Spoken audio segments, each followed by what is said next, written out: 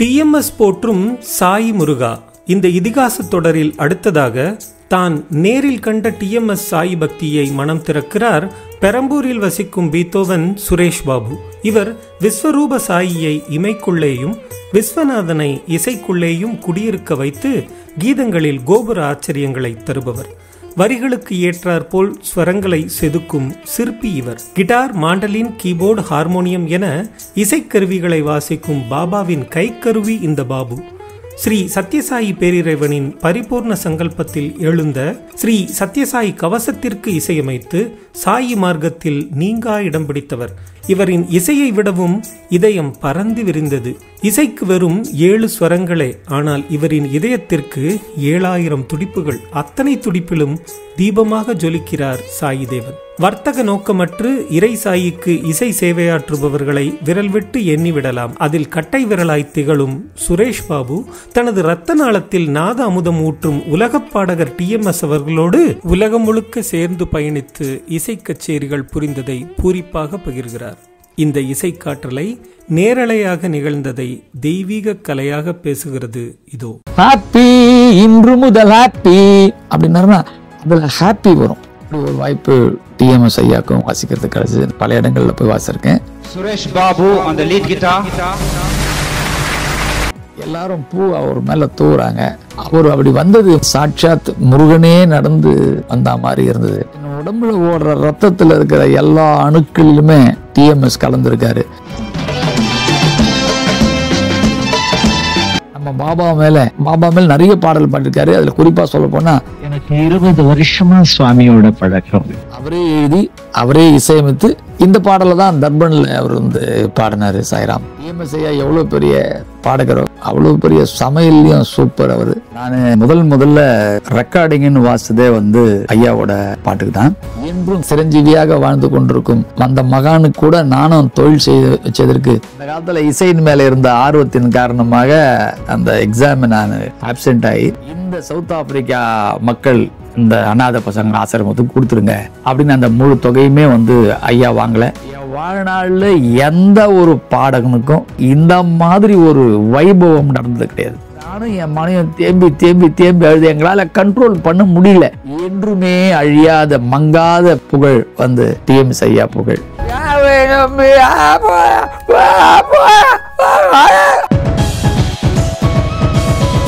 சத்யசாயி பாபாவின் பாதார விந்தங்களுக்கு வந்தனம்.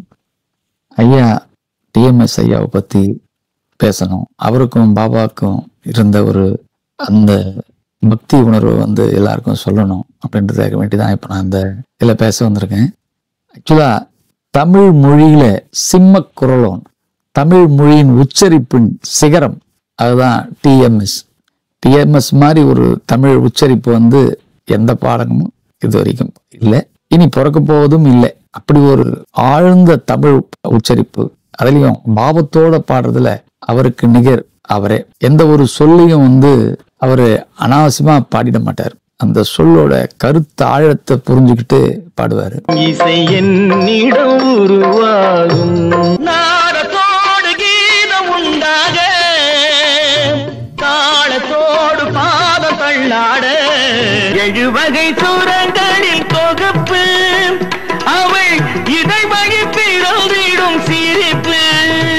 அன்று எங்கிருந்தோ ஒரு ஏழை வந்தான், அந்த ஏழை உன் கோவிலை நாடி வந்தான். வாடகை சோபா 20 ரூபாய். இது ஓட்டை வீடு 9 வாசல், இதற்குள்ளே ஆசை என்ன?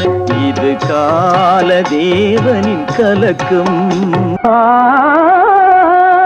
துடிக்கும் ஏழை நெல்ஜை அடக்கி தூங்க விட்டு எந்தெந்த பாட்டுக்கு என்னென்ன ராகங்கள் என்பதை யார் அறிவார்? நான் அப்போ எல்லாரீஸ்வரி அவங்களுடைய கச்சேரியில, அம்மையார்களுடைய கச்சேரியில வாசிட்டு இருந்தேன். சுசிலா அம்மாவுக்கு வாசிச்சிருக்கேன். அப்படி ஒரு வாய்ப்பு டிஎம்எஸ் ஐயாக்கும் வாசிக்கிறது கிடைச்சது. நிறைய தமிழ்நாட்டில் பல இடங்கள்ல போய் வாசிச்சிருக்கேன். குறிப்பா சொல்லணும்னா இந்த கந்த சஷ்டிக்கு கந்த கோட்டம், பாரிஸ்ல இருக்கிற கந்த கோட்டத்தை ப்ரோக்ராம்ல நான் அவர் கூட வாசிச்சிருக்கேன். அந்த நிகழ்ச்சி எப்படி இருக்கும் அப்படின்னா, ஒரு கச்சேரியில போய் உக்காந்துட்ட உடனே மைண்ட் வந்து அப்படியே ஒரு தியான நிலைக்கு போயிடும். ஏன்னா அவர் முதல் பாடல் அந்த பாட ஆரம்பிக்கும் போதே, அந்த ஸ்ருதி கொடுத்து அவர் ஆரம்பிக்கும் போது நம்ம இருக்கிறது தெரியும். அதுக்கப்புறம் முடிஞ்ச போது கச்சேரி முடிஞ்சது தெரியும். நடுவுல எங்க இருந்தோன்றது தெரியாது. காரணம் ஏன்னா, அந்த அவரோட பாவத்தோட அந்த இனிமையை கேட்டு, அந்த கடல் அலையில எப்படி ஒரு பூட்டு அப்படியே மிதந்துட்டு இருக்குதோ அந்த மாதிரி தான் அந்த 3 மணி நேரம் ப்ரோக்ராமும் நமக்கு வந்து ஒரு இன்பமயமா இருக்கும். ஸோ இந்த மாதிரி நிறைய ப்ரோக்ராம் அவர் கூட வாசித்திருக்கேன். திடீர்னு ஒரு நாள் என்னுடைய நண்பர் ஒருத்தர் கோவை நடராஜன்றவர் ஆல் இண்டியா ரேடியோல வாசிக்கிறாரு. அவர் முதல் முறை இசையமைக்க வராரு. நான் அங்கே போய் வாசிக்க போறேன். அப்பதான் அவரை காலையில பார்க்குறேன். மறுநாள் அவர்கிட்ட டிஎம்எஸ் ஐயாவோட இன்சார்ஜ் சாம்சன்றவர் கேட்குறாரு, உடனடியா எனக்கு ஒரு ஆர்கெஸ்ட்ரா வேணும், சவுத் ஆப்பிரிக்கா போகணும், பாஸ்போர்ட் ஒரு 2 மணி நேரத்துல வேணும்ன்றாரு. ஆனா அன்னைக்கு அவர் மலேசியா வாசுதேவன் ப்ரோக்ராமுக்கு சவுத் ஆப்பிரிக்கா போக வேண்டியிருக்கு அந்த நடராஜன். உடனே அவர் என்ன பண்றாரு, அவருக்கு டக்கு ஞாபகம் ஒரு சட்டுன்னு, நேற்று தான் அது முன்னாடி நாள் தான் என்ன பார்த்துருக்காரு. சுரேஷ் கேளு, அவர் கிட்டார் போட்டு அவர் ஆர்கெஸ்ட்ரா எல்லாம் பேர் சொல்லி எனக்கு ஃபோன் பண்ணி 2 மணி நேரத்துல பாஸ்போர்ட் கொடுத்து எனக்கு அவரோட ஒரு வெளிநாட்டு பயணம்னா சாதாரணம் இல்லை. அது ஒரு எனக்கு இறைவன் பாபாவால் கிடைக்கப்பட்ட மிகப்பெரிய ஒரு பாக்கியம். சவுத் ஆப்பிரிக்கா போனது. அப்போ சவுத் ஆப்பிரிக்கால முதல்ல இது வரைக்கும் அந்த மரியாதை டிஎம்எஸ்க்கு அங்கே கிடைச்ச மரியாதை நான் எங்கேயுமே பார்க்கல. ஏன்னா சவுத் ஆப்பிரிக்கா பிளைன் விட்டு இறங்குறோம், நடந்து வரோம், டிஎம்எஸ் ஐயா முன்னாடி போறாரு, நாங்கள் பின்னாடி வரோம். அவர் அந்த பட்டை அடிச்சுக்கிட்டு அந்த தெய்வீகமா கையை இப்படி வச்சுக்கிட்டு அப்படி நடக்கிறாரு. அவர் நடக்கும்போது அந்த ரைட் சைட்லயும் லெஃப்ட் சைட்லயும் அந்த பாத் வேலை ஜனங்க நிக்கிறாங்க, குழந்தைங்க இந்த பக்கம், பெரியவங்க எல்லாம் நிக்கிறாங்க. எல்லாரும் பூ அவர் மேல தூவுறாங்க. அவர் அப்படி வந்தது முருகன், சாட்சாத் முருகனே நடந்து வந்த மாதிரி இருந்தது. அப்படி ஒரு மரியாதை வரவேற்பு எங்களுக்கெல்லாம் மிகப்பெரிய ஆச்சரியம். First time. நிறைய பேர் கூட ஃபாரின் போயிருக்கேன், பட் அந்த மாதிரி யாரையும் எந்த கண்ட்ரிலையும் வரவேற்றதே இல்லை. அந்த மாதிரி ஒரு வரவேற்பு. ஸோ அவருடைய முதல் ப்ரோக்ராம் டர்பன் சிட்டியால 1995 முதல் ப்ரோக்ராம் நடக்குது. எண்ணில் அடங்கா கூட்டம். அதாவது அப்படியும் அந்த மாதிரியும் பார்த்தல. ஒரு ஆடிட்டோரியத்துக்கு வர வேண்டிய ஜனத்தை விட 3 மடங்கு ஜனங்க வந்து ரோட்ல கியூ கட்டி காத்துட்டு இருக்கு. ஆடிட்டோரியம் என்ன பண்றாங்க, ஃபுல் ஆயிடுது. டோர் ஏசி ஆளு, டோர் எல்லாம் ஓபன் பண்ணிட்டு வெளியே உட்காந்துருக்காங்க. பழைய காலத்துல இந்த டென்ட்ல வந்து தியேட்டருக்கு சைட்ல உட்காருவாங்க இல்லையா, அந்த மாதிரி ஜனங்க உட்காந்துருக்கு. அதுல ஒருத்தன் கத்துறான், டிஎம்எஸ் இந்தியாவுக்கு போ போ பண்றான். காரணம் ஏன்னா அவன் டிக்கெட் கொடுத்து வாங்கியிருக்காரு, அவருக்கு சீட் இல்லை, அவர் வெளியே நிற்க வேண்டிய சூழ்நிலை. அந்த அளவுக்கு வந்து, ஏன்னா 1972 அப்புறம் அவர் 95 தான் ஃபர்ஸ்ட் டைம் மறுபடியும் போறாரு. அது நடுவில் வந்து சவுத் ஆப்பிரிக்காவுக்கு யாரும் போகக்கூடாதுன்னு ஒரு அந்த இது வந்துருச்சு, உலகத்துல பேன் பண்ணியிருந்தாங்க. நம்ம பாஸ்போர்ட்ல கூட என்ட்ரி கொடுக்க மாட்டாங்க சவுத் ஆப்பிரிக்காவுக்கு. அதான் ஃபர்ஸ்ட் அவர் 95 போகும்போது ஏகப்பட்ட கூட்டம். கிட்டத்தட்ட 1 மாசம் நாங்கள் அங்கே இருந்தோம். அந்த 1 மாசத்துல பாம் பீச் ஹோட்டல் அப்படின்னு ஒரு ஹோட்டல் டர்பன் சிட்டியில, அந்த ஹோட்டலில் தங்கியிருந்தோம். அவர்கிட்ட கரெக்டாக 5 மணிக்கு காலையில் எழுந்து, அந்த கட்டடம் வந்து 9 மாடி கட்டடம், ஃபர்ஸ்ட் ஃப்ளோர்ல இருந்து 9th ஃப்ளோர் வரைக்கும் டெய்லி வாக்கிங் போயிட்டு ஒரு 10 வாட்டி ஏறி இறங்குவார். கூட என்னையும் கூப்பிட்டுக்குவாரு, சசிரேகா சிங்கரையும் கூப்பிட்டுப்பாரு. அவர் நடந்து வருவார். அவரை பார்க்கறதுக்குன்னு வந்து ஜனங்க அந்த ப்ரோக்ராம் முடிஞ்ச உடனே, அதாவது ப்ரோக்ராம் ஸ்டார்ட் பண்ணி, நான் சொன்னேன் ஏற்கனவே அந்த கடல்ல போற போட்டு மாதிரி தான் இருப்போம். ப்ரோக்ராம் முடிஞ்ச உடனே ஜனங்க அப்படியே ஏறி வந்து எங்களுடைய போட்டோ எல்லாம் போட்டு ஒரு புக்கு மாதிரி கொடுத்துருப்பாங்க. அதுல கையெழுத்து வாங்க வருவாங்க. எங்களால பேச முடியாது. யாராவது எதனா பேசணும்னா அந்த வைப்ரேஷன் இருக்கு, அந்த பாடல் அப்படி இருக்கும், பேசவே முடியாது. அப்படியே அந்த ஒரு 1/2 மணி நேரம் கச்சேரி முடிஞ்சு யாருன்னா பேசினா கூட சைலண்ட் ஆகும். ஏன்னா அப்படி ஒரு பாடல், அந்த பாவம்ன்றது. அதாவது எல்லாரும் பாடிடலாம். உதாரணத்துக்கு பாட்டு இப்படிதான், சோதனை மேல் சோதனை போதுமடா சாமி, இப்படிதான் பாட முடியும் எல்லாரும் அந்த பாட்டுக்கு. ஆனா அவர் அப்படி பாட மாட்டார், நியாயம் கற்பிப்பார். சோதனை மேல் சோதனை போதுமடா, அதுல வந்து ஒரு ஃபீல் கொடுப்பார். அதே மாதிரி ஹாப்பி இன்று முதல் ஹாப்பி அப்படின்னாருன்னா அதுல ஹாப்பி வரும். அப்படிப்பட்ட ஒரு சிங்கர் அவரு.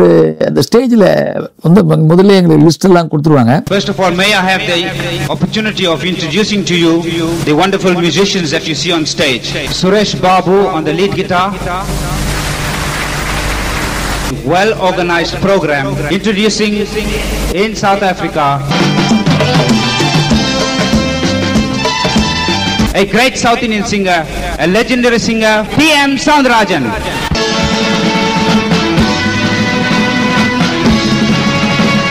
ஆனா அன்னைக்கு லிஸ்ட் கொடுத்துட்டு பக்தி பாடல் முதல்ல உள்ளம் முருகுதையா அந்த பாட்டெல்லாம் பாடுறாரு. திடீர் நடுவில் அவர் நம்ம பாபாவை பாடணும்னு நினைக்கிறாரு. உடனே எங்கிட்ட திரும்பி சொல்றாரு ஸ்டேஜில், மாயாவதாரா ராகம் வாசி முதல்ல நான் வந்து பாட போறேன். அப்படி அந்த பாட்டு பாடுறதுக்கு முன்னாடி சொல்றாரு, நான் இங்க பாடிட்டு இருக்கேன், அங்க புட்டபர்த்தியில சத்யசாயி பாபா டிவோட்டிக்கு சொல்லுவாரு, என் பக்தன் டர்பன் சிட்டி ஆள்ல இப்ப என்னை பத்தி பாடிட்டு இருக்கான் அப்படின்னு சொல்லுவாரு. அப்படின்னு சொல்லிட்டு ஒரு மோதிரத்தை, அவர் பாபா கொடுத்த மோதிரத்தை, இது எனக்கு பாபாவால, என் பாபா எனக்கு கொடுத்தாரு இந்த மோதிரம் அப்படின்னு சொல்லி. இந்த தென்னாப்பிரிக்காவில லட்சக்கணக்கான ரசிக பெருமக்கள் சாய்பாபாவுக்கு இருக்கிறார்கள். சத்ய சாய்பாபாவை கும்பிடுற பக்தர்கள் நிறைய பேர் இங்க இருக்காங்க. ஒவ்வொருத்தரும் வந்து என்னிடம் கேட்பார்கள், சாயிராமனுடைய நாமத்தை பாடும்போது. எனக்கு 20 வருஷமா சுவாமியோட பழக்கம். சென்ற சிவன் ராத்திரி அன்றி எங்களுடைய குரூப்போட போய் பாபா கிட்ட பாடணும். அப்ப சுவாமி இந்த ரிங் பிரசன்ட் பண்ணார். வெறும் கை அசைவிலேயே வந்த மோதிரம் இது.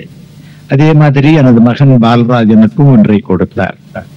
அவருடைய நாமத்தை இப்பொழுது பாடவிருக்கிறேன். தென்னாப்பிரிக்காவில இந்த 10 மணிக்கு பகவானுடைய நாமத்தை பாடிக்கொண்டே இருக்கிறோம். அங்கே புட்டபர்த்தியிலே பாபா தன்னுடைய டிவோட்டிஸ்ட சொல்லிக்கிட்டே இருப்பார், சவுந்தரராஜன் டர்பன்ல சிட்டி ஹால்ல பப்ளிக்ல சாயிராம் நாமம் பாடிக்கொண்டிருக்கிறார் என்று அங்கே சொல்லுவார். இத்தனை பேரையும் அங்கிருந்தே ஆசீர்வாதம் பண்ணுவார். இதை நான் பெருமையோடு தெரிவித்துக் கொள்கிறேன். நான் ஒரு சாட்சியா இருக்கேன். இப்போ டிஎம்எஸ் ஐயா வந்து இந்த விஷயத்தை ஸ்டேஜில் சொல்லும்போது அந்த இடத்துல நான் வாசிக்கிறேன். முக்கியமா அந்த பாடலுக்கு வேற யாருன்னா வாசித்தா கூட ஒரு வானம் என்னையே ஃபுல்லா வாசிக்க சொல்லுவாரு. அதுவும் எனக்கு கிடைச்ச ஒரு மிகப்பெரிய ஒரு பாக்கியமா கருதுறேன். ஒரு ஹார்மோனிஸ்ட கூப்பிடுறாங்க. அவரு நான் வரமாட்டேன்னுறாரு. திடீர்னு நான் பாக்குறேன், ஏன்னா இங்க யாருக்கா ஐயா நான் வாசிக்கிறேன். அந்த ஒரு பெரிய பாக்கியம்.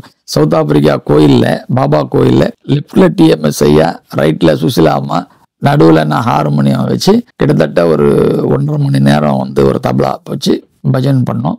அதெல்லாம் மறக்க முடியாது. நான் வந்து சென்னையில எங்க அண்ணன் வீடு மயிலாப்பூர் ஆல் இண்டியா ரேடியோ பக்கத்துல இருக்கும். அப்போ காலையில வாக்கிங் போவேன். வாக்கிங் போகும்போது இந்த முயல் குட்டி மாதிரி ட்ரெஸ் இருக்கும், சின்ன குழந்தைங்களாம் போட்டு அந்த மாதிரி ஒரு மஃப்ளர் மாதிரி ஒன்று போட்டுட்டு இருப்பாரு. டெய்லி வாக்கிங் போவார். அவரு நம்பியாரு, அசோகன் எல்லாம் பார்த்துருக்கேன். பட் உடற்பயிற்சியில எல்லாம் வந்து ரொம்ப கண்ணும் கருத்துமா இருப்பாரு. அருமையான பக்தி பாடல்கள் அவரே இசையமைச்சு நிறைய பாடியிருக்காரு. கற்பனை என்றாலும், அழகென்ற சொல்லுக்கு முருகா, இதெல்லாம் வந்து காலத்தால் என்றுமே அழியாத ஒரு பாடல். பர்ஃபெக்டா சொல்லணும்னா, என் உடம்புல ஓடுற ரத்தத்துல இருக்கிற எல்லா அணுக்களிலுமே டிஎம்எஸ் கலந்துருக்காரு. அவரை விட்டு நாம வந்து தனியா இருக்கவே முடியாது. அவர் வந்து ஒரு சுவாசம் மாதிரி. என்னோடன்னு இல்லை, உண்மையிலேயே தமிழ் இசை கலைஞர்ல ஒரு இசை கலைஞனா அந்த டிஎம்எஸோட சுவாசம் இல்லாத யாராலையும் வந்து உயிர் வாழ முடியாது. அப்படியாப்பட்ட ஒரு இவர் வந்து நம்ம பாபா மேல நிறைய பாடல் பாடிருக்காரு. அதுல குறிப்பா சொல்ல போனா, மாயாவதாரா மகிமை பிரதாபா மங்களஸ்வரூபா சத்யசாயி பாபா, மாயாவதாரா மகிமை பிரதாபா. ஒரு அருமையான ஒரு பாடல்.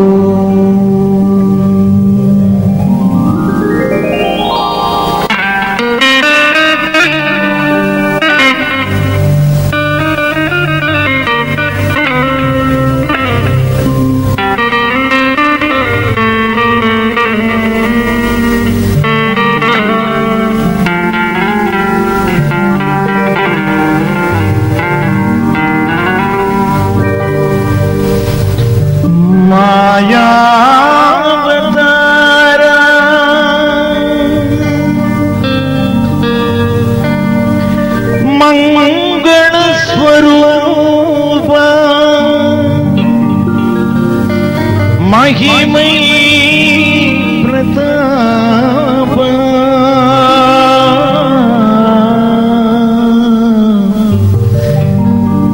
சத்ய சாய் பாபா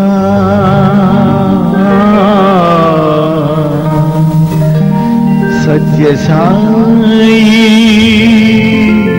பாபா மாயாவதார மகிமை பிரதாப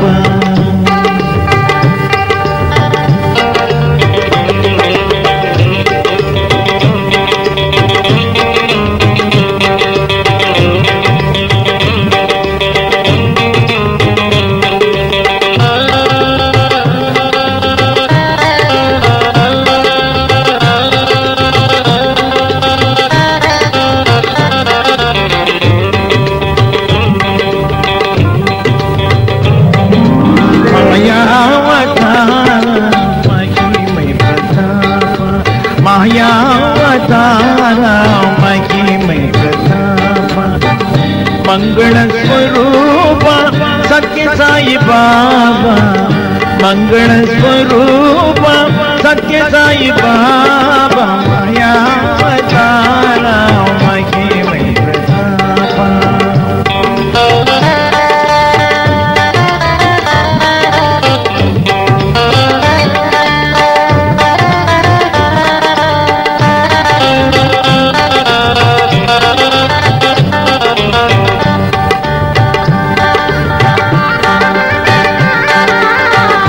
காயனும் மனதை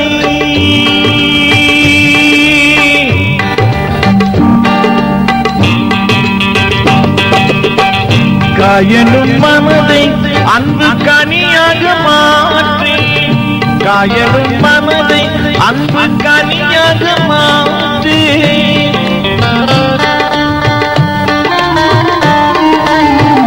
காயனும் மனதை அன்பு கனியாக மாற்றி தாயின் மேலாக அனைத்தே அருளூட்டும் தாயின் மேலாக அனைத்தே அருளூட்டும் மாயாவதார மகிமை பிரதாபா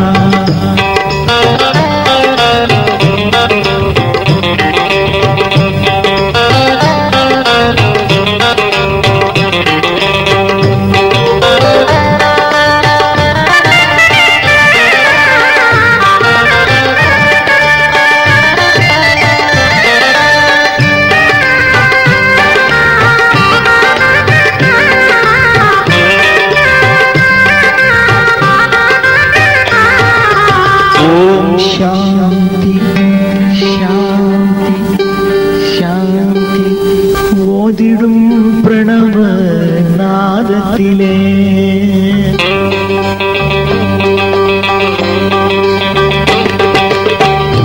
ओदिडुम प्रणव नादतिले इंद ओंकारम எழுந்திடும் கீதத்திலே ஓதிடும் பிரணவ நாதத்திலே இன்ப ஓங்காரம் எழுந்திடும் கீதத்திலே நின்னாம சங்கீர்த்தனம் பாடிடவே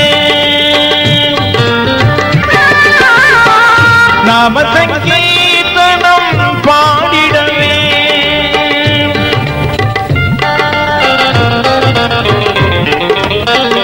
நாம சங்கீர்த்தனம் பாடிடவே நாம சங்கீர்த்தனம் பாடிடவே நாம சங்கீர்த்தனம் பாடிடவே நாம சங்கீர்த்தனம் பாடிடவே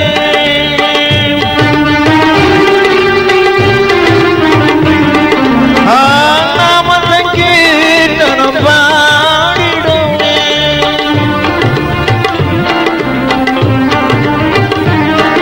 தினம் 4 வேதங்களில் சாரமதை விளக்கும் மாயாவதார மகிமை பிரதாபா மாயாவதார மகிமை பிரதாபா मंगल स्वरूप सत्य साई बाबा मायावतार மகிமை பிரதாபா மாயாவதாரா மகிமை பிரதாபா மாயாவதாரா மகிமை பிரதாபா மாயாவதாரா மகிமை பிரதாபா.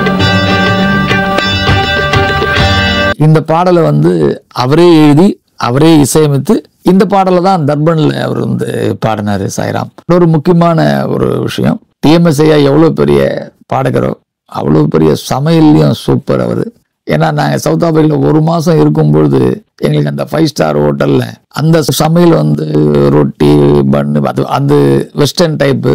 ஆனா இவர் என்ன பண்ணாருன்னா நேரா உள்ள போயிட்டு அந்த குக்கிங் இடத்துலயே போயிட்டு ரசம் செஞ்சு கொண்டாந்து வச்சிருவாரு.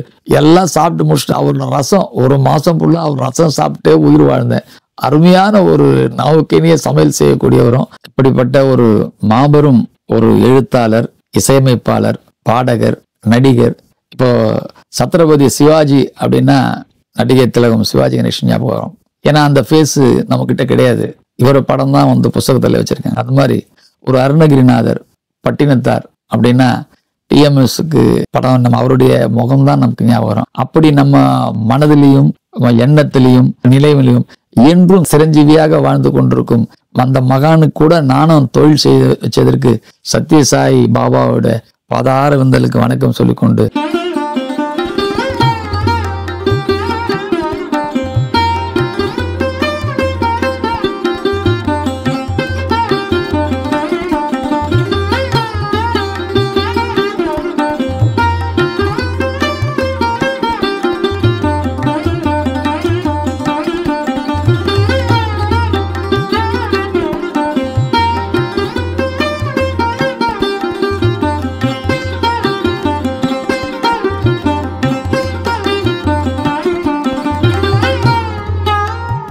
நான் முதல்ல ரெக்கார்டிங்னு வாசித்ததே வந்து ஐயாவோட பாட்டுக்கு தான். அப்போ நான் காலேஜில் படிச்சுட்டு இருக்கேன். படிக்கும்போது 1979 பிஎஸ்சி படிக்கிறேன். என்னுடைய ஃபர்ஸ்ட் எக்ஸாமினேஷன் வந்து இங்கிலீஷ் பேப்பரு. ஆனால் அன்னைக்கு பார்த்து அந்த தேன் சிட்டுக்கள் அப்படின்ற ஒரு படத்துக்கு ஐயாவும் வாணி ஜெயராம் அம்மாவும் பாடுறாங்க. அதுக்கு எனக்கு ஆஃபர் வருது. நான் ரெக்கார்டிங் போறதா பரீட்சைக்கு போறதா? ரெக்கார்டிங் இன்னைக்கு போடலாம், அந்த பாட்டு மிஸ் ஆயிடும், பரீட்சை இன்னொரு வாட்டி கூட அட்டெம்ப்ட் பண்ணி எழுதிக்கலான்னு அந்த காலத்துல இசையின் மேல இருந்த ஆர்வத்தின் காரணமாக அந்த எக்ஸாம் நான் ஆப்சென்ட் ஆகி அங்க போய் பாடினேன். அது லைவ் ஆர்கெஸ்ட்ரா, இப்பெல்லாம் அந்த மாதிரி கிடையாது. அட் அ டைம் எல்லாரும் உட்காந்து வாசிப்பாங்க. அதனால என்னுடைய வாழ்க்கையில முதல் சினிமா ரெக்கார்டிங் நான் வாசித்ததே வந்து ஐயாக்கு தான்.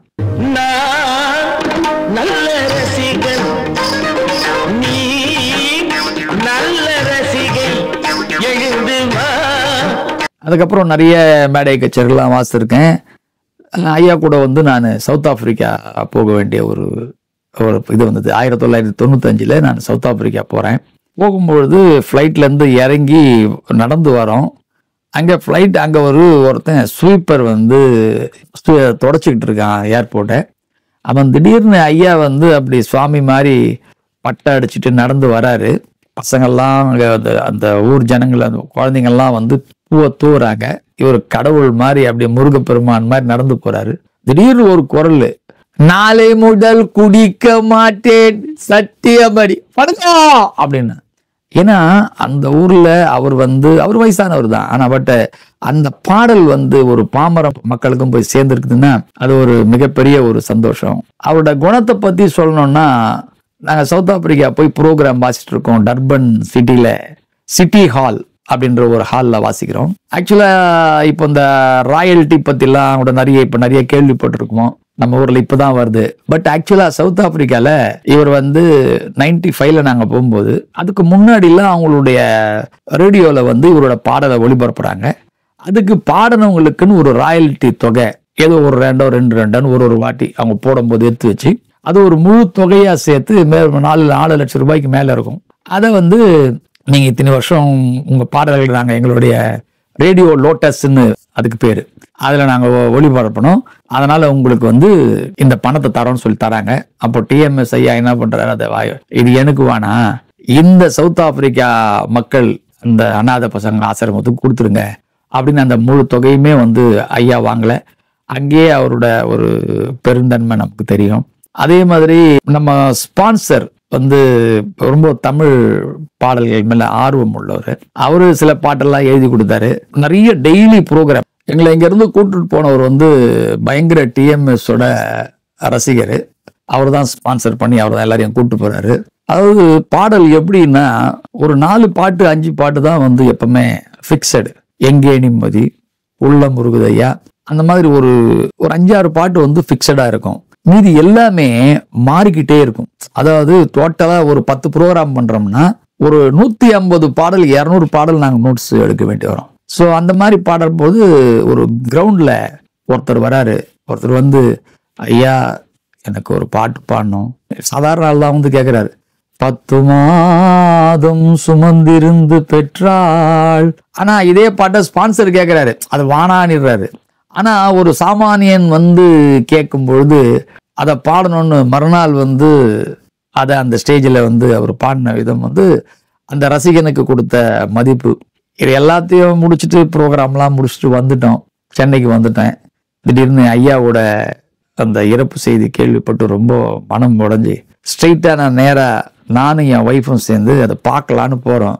அந்த வீட்டுக்கிட்ட போகும்போது அவங்க மெயின் கேட்டை மூடிட்டாங்க. நான் முதலே சீக்கிரமா போயிருந்தா நான் உள்ள போயிருப்பேன். என்னால உள்ள போக முடியல. ஸோ வெளியே அப்படி ஒரு கூட்டம். என் வாழ்நாள்ல எந்த ஒரு பாடகனுக்கும் எந்த ஒரு ஆளுக்கும் இந்த மாதிரி ஒரு வைபவம் நடந்தது கிடையாது. இறந்த பின்னாடி எப்படின்னா அவரோட பாடி அந்த அவருடைய டிஎம்எஸ் ஐயா உள்ள படுத்துட்டு இருக்காரு. வெளியே ரவுண்டு அந்த தெரு ஃபுல்லா ஒரு 20 பேர் ரவுண்ட் பண்ணிக்கிறாங்க. அவங்க வந்து திருநெல்வேலியிலேருந்து மதுரையிலேருந்து வந்திருக்காங்க. டிஎம்எஸ் கச்சேரியில பாடுற பாடல்கள் ஒவ்வொருத்தரும் ஒரு ராஜாவின் பார்வை ராணியின் பக்கம், அடுத்தது இன்னொரு இந்த பாட்டு கேட்டியா இந்த பாட்டு கேட்டியா, அப்படி திரும்பி நடந்த அடுத்த ரவுண்டு. அப்படியே இதுல வந்து ஆக்டர் வடிவேலு வந்து கிட்டத்தட்ட 2 மணி நேரம் அந்த மாதிரி கும்பலா அந்த தெரு ஃபுல்லா வெறும் கச்சேரி நடக்குது. கச்சேரினா மைக்கு போட்டுலாம் கிடையாது. 10 பேர் உக்காந்துப்பாங்க.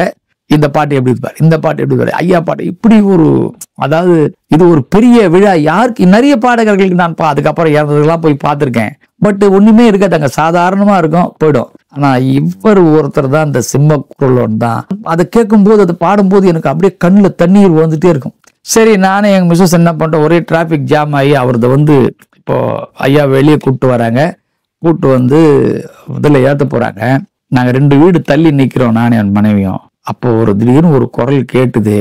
அதை என்னால வாழ்நாள்ல மறக்கவே முடியாது. இது மாதிரி எதுவும் வராது. ஏன்னா திடீர்னு நாங்க ஒரு குரல் கேக்குது எனக்கு. அந்த குரல்ல சொல்றான்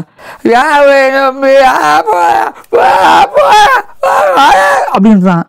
என்ன சொல்றான், என்ன பாடுறான்னு பார்த்தா ஊமை. அந்த ஊமை அவரை தூக்கி வண்டியில ஏற்றும் போது யாரை நம்பி நான் பிறந்தேன் போங்கடா போங்கன்னு பாடுறான். உண்மையிலேயே ஒரு ஊமைக்கு பாட வேண்டிய ஒரு நிலைமை வந்து கொடுத்துருக்குன்னா அவர் சரஸ்வதி சபதம் படத்துல ஒரு ஊமை பாடுறத பேச வச்சாருன்னு ஒரு பாட்டு பாடுவார் ஐயா. அதை வந்து நான் ரியலா அவரோட ஊர்வலம் போகும்பொழுது அங்க நானும் என் மனையும் தேம்பி அழுது. எங்களால கண்ட்ரோல் பண்ண முடியல. இனி அங்க இருந்தா நமக்கு முடியாதுன்னு அப்படியே திரும்பி வந்துட்டோம். ஆனா இந்த நிகழ்ச்சி என் மனசுல பசுமருத்து ஆணி போல எனக்கு பதிஞ்சிருக்கு. அத்தனை குழுவா த்ரூஅவுட் தமிழ்நாடு, வெளிநாட்டுல இருந்து, பெங்களூர்ல இருந்து, எல்லா ஊர்ல இருந்து வந்து அவரை வழி அனுப்பிச்சு வச்சது வந்து அது மிகப்பெரிய ஒரு இசை பாக்கியமா கருதுறேன். அது அந்த மாதிரி எல்லாருக்கும் கிடைக்குமான்றது சந்தேகம்தான். இந்த மகானுக்கு கிடைச்சது வந்து, அந்த சாய் பக்தனுக்கு கிடைச்சது வந்து மிகப்பெரிய ஒரு சாமியால தான் அவருக்கு அவ்வளவு பெரிய பாக்கியம். அந்த ஒரு பேரும் புகழும் வந்து என்றுமே அழியாத மங்காத புகழ் வந்து டிஎம்எஸ் ஐயா புகழ். சாய்ராம்.